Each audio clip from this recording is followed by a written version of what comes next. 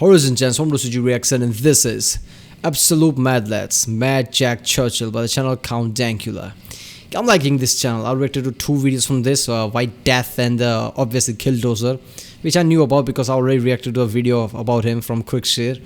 But yeah, there was more details in this channel. This guy, basically covered it in more detail. I like that. I didn't know that, in Killdozer, people from the factory basically wanted to buy his land. So, that kind of changed the whole perspective of things. But yeah, it's Absolute Mad Lads. This is a great series. People have been telling me to react to this, and I don't know why I never got around to. But suddenly then I realized in my, watch later list, this is one of those things. I'm like, oh, screw it, I'm going to react to it. And there you go. They are good. So yeah, remember, if you like my reaction, don't forget to like and subscribe so I know which type of channels to react to more.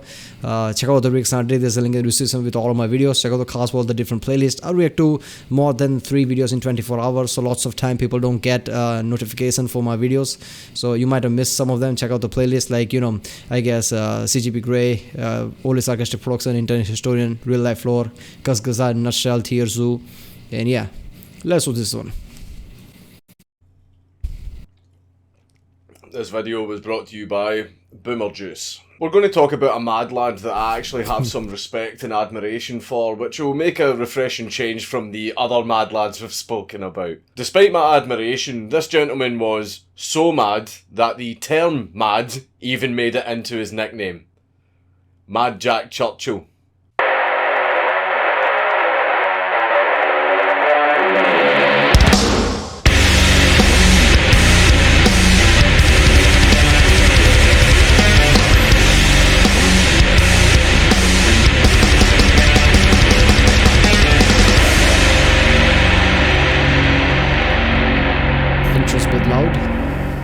John Malcolm Thorpe Fleming Churchill was born in Sri Lanka in 1906, and in his youth his family moved around to many places, ranging from England to Hong Kong. He was educated at the Isle of Man King William's College and then graduated from the Royal Military College of Sandhurst. He was then deployed in Burma with the Manchester Regiment, and he spent his free time motorcycling around Burma. He left the army in 1936, where he worked as a newspaper editor in Kenya and also a male model. He also landed a few small acting roles in the movies The Thief of Baghdad and A Yank at Oxford.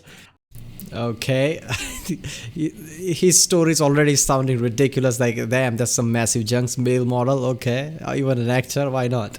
And in his spare time he practiced his 2 favourite hobbies, archery and the bagpipes. He became so good at bagpipes and archery that he came second place in the 1938 Aldershot Tattoo piping competition and even represented Britain at the World Archery Championships the very next year. This sounds very straightforward. It's just a tale of a military man travelling the world and indulging in his hobbies, and you might be asking yourself, what is so mad about this guy? Well, the madness was sleeping. This is ridiculous. So, this is a military guy who's a male model, also did some acting, he loves bagpipes, I also love archery. I mean, there's no one genre, is it? It's just jumping around from place to place. I love that. Within him, waiting to be awoken by a certain event, and that certain event took place on the 3rd of September 1939. This morning, the British ambassador in Berlin handed the German government a final note stating that unless we heard from them by 11 o'clock, that they were prepared at once to withdraw their troops from Poland, a state of war would exist between us. I have to tell you now that no such undertaking has been received, and that consequently this country is at war with Germany. Churchill went. Alright, this is why I love this channel. I didn't realize this at the start of the video, but this is one of those things. In the Killdozer thing, he had the original tape from the Killdozer guy. Even in this, he used this tape about the start of World War II. No other channel does this. I love this about this channel. Just imagine that, man. Like I said in the lots of past videos, I'm a very visual guy. I mean, knowing now what happened in the World War II, imagine being at that moment when that message was, I guess, transmitted like that. like, okay, Germany has basically invaded Poland, and they didn't basically they didn't comply with our request or warning to get out of Poland, so we are basically at war now with Germany. That kind of message. That's just at the time people probably didn't realize how big this is gonna be, but knowing now in hindsight, goddamn, that's some heavy moment. Knowing what we know now, right now, if we went back in time, because apparently time travel is a thing now, if we go back in time and hear that message, that would send chills down the entire my body. This is just ridiculous to hear that. Went straight back into the army with Manchester Regiment and was deployed to France with the British Expeditionary Force. And when Churchill was deployed, he had 3 primary pieces of equipment: his basket-hilted longsword, his bow and arrows, and his bagpipes. Why a sword? Well, Jack is quoted as saying, "Any officer who goes into action without his sword is improperly dressed." While in France, Churchill and his men ambushed a German patrol, and to signal the beginning of the attack, Churchill raised his sword in the air. Churchill, during the battle, was also able to kill the German soldier by hitting him in the neck with a barbed arrow. Can you imagine how angry that German soldier must have been? He's sitting there armed with machine guns, rifles, and what was at the time advanced weaponry. And then he gets popped off by some bagpipe playing maniac with a weapon that some historians believe has been around for about 64,000 years. That's just embarrassing. During the Battle of Dunkirk, I mean, actually, if anything, if I was the general, German guy, I would be more scared, because that's when you know that something badass is just coming. When you're going with all the machine guns and things, and you get hit with an arrow, you're fucked, basically. I mean, imagine any game. I'm a big RPG player guy, or any kind of AAA games. Imagine any type of play style you have, and there is, you want always to play that kind of play style with the bows and daggers and just hidden stealth assassin type of builds, because like anybody kill anyone with the machine guns. Killing people efficiently with bow and daggers, that's just something. So it's like that. I'm visioning him as that. Like in the battlefield, people are walking around with machine guns. This is a guy who's stealthily and just basically you just in the distance raises his sword to say I'm about to attack, and then just kills people with the bow. That's just ridiculous shit, man. Mad Jack was shot in the neck by a German machine gun, and he also managed to save a wounded British officer from a German ambush, and for this, Mad Jack received the Military Cross for bravery. After the evacuation of Dunkirk, Mad Jack volunteered for the Commandos. He became second in command of 3 Commando and took part in a mission to raid a German garrison in Norway. The mission was called Operation Archery. Fuck's sake. When they landed on shore and the doors of the landing craft fell, Mad Jack immediately started playing March of the Cameron Men on his bagpipes. He then threw a grenade and charged at the enemy line with his sword. The German garrison fell, and Now I understand. He's an actor, basically, more like a theater guy and a military guy, so he's adding more theatrics to things. I mean, oh hell no, anybody can kill anybody, but I'm not gonna do with that style.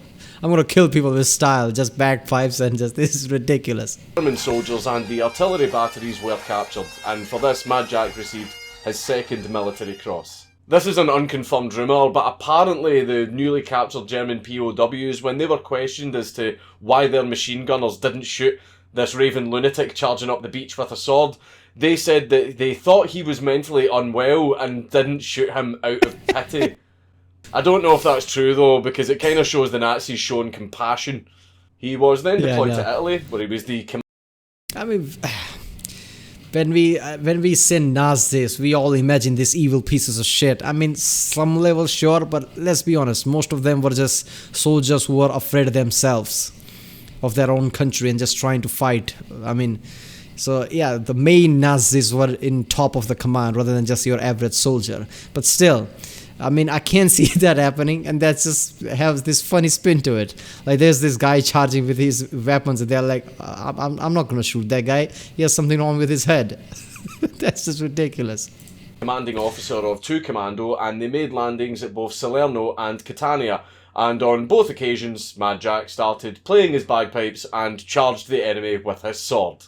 The whole objective was to destroy German observation posts and artillery posts in the cities of Pigliatti and Salerno, and despite being massively outnumbered, Mad Jack deployed a very clever tactic. He would spread out his men as evenly as he could, around the German encampments, and then at night he would get them all at once to fire at the German encampment while screaming "Commando" at the top of their lungs. Mad Jack doesn't really do stealth missions. Yeah. But this tricked the Germans into thinking that they were facing a much larger force than they actually were, so the Germans shit themselves and surrendered. Oh yeah, this is like, from the Byzantium of Belisarius. This is like that, he used some tactics like that where, basically just spread your men around so they know you're more than that. He used lots of theatrics. Basically, this is lots of psychological stuff. I mean, one would think that he's just flamboyant, but no, it feels like he knew what he was doing, and it was more of a psychological impact here. This resulted in the 50 men of 2 Commando capturing 136 German prisoners, and Mad Jack received a Distinguished Service Order.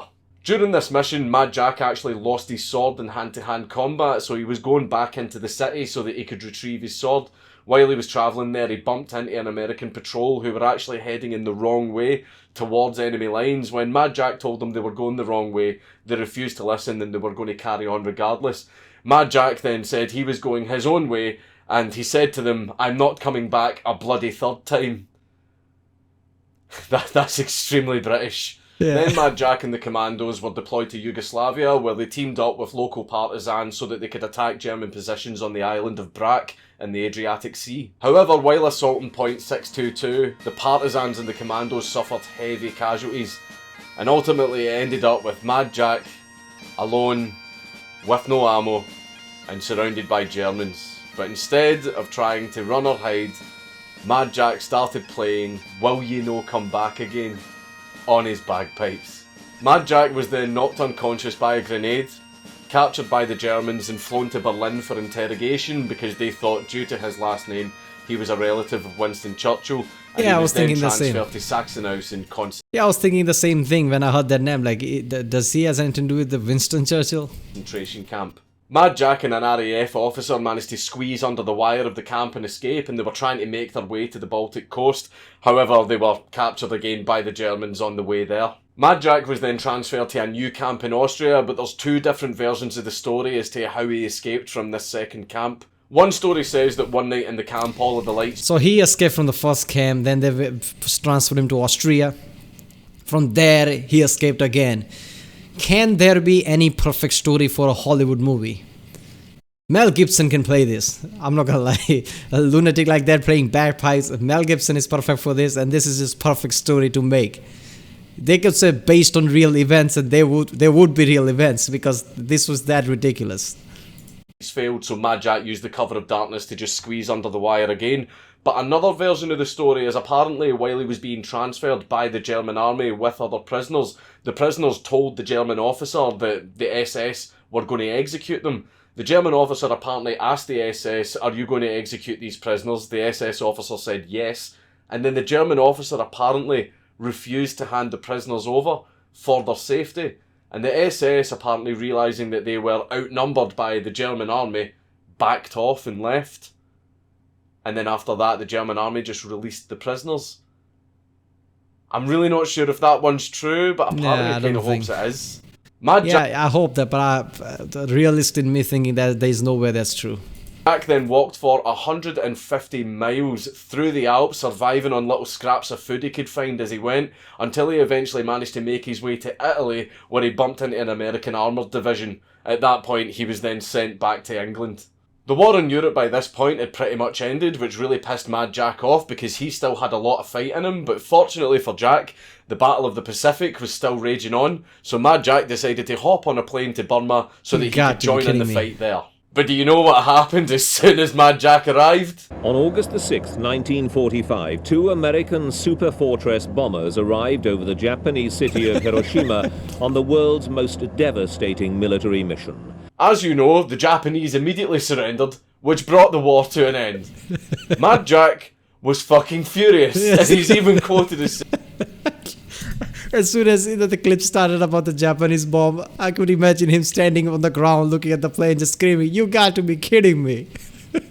saying, "If it wasn't for those damned Yanks, we could have kept the war going for another 10 years. For the love of... But even though World War II had ended, Mad Jack had not seen the end of combat.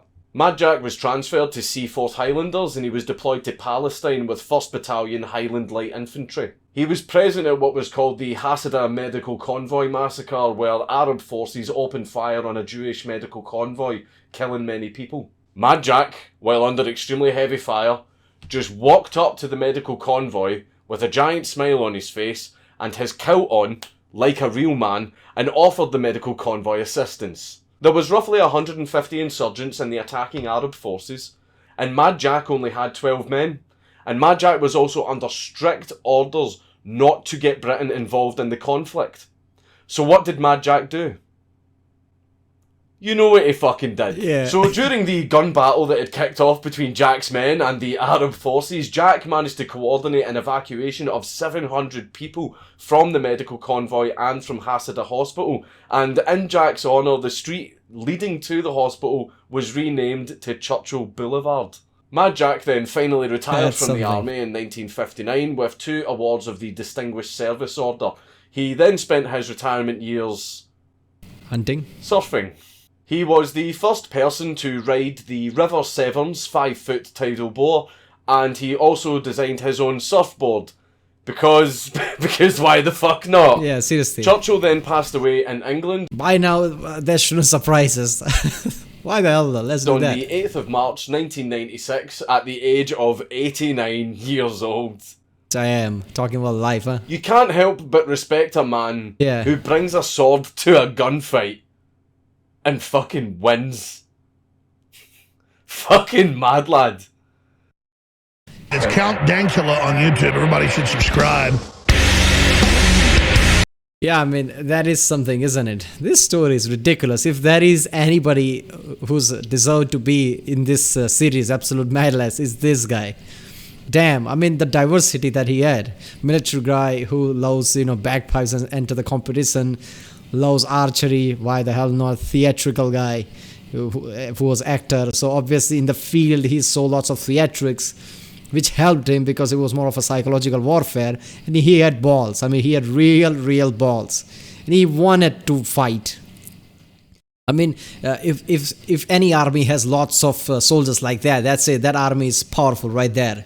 One guy could make that much of a difference. Imagine so many of them. I mean, Mad Jack Churchill is the guy that you play in Call of Duties. That's you, basically.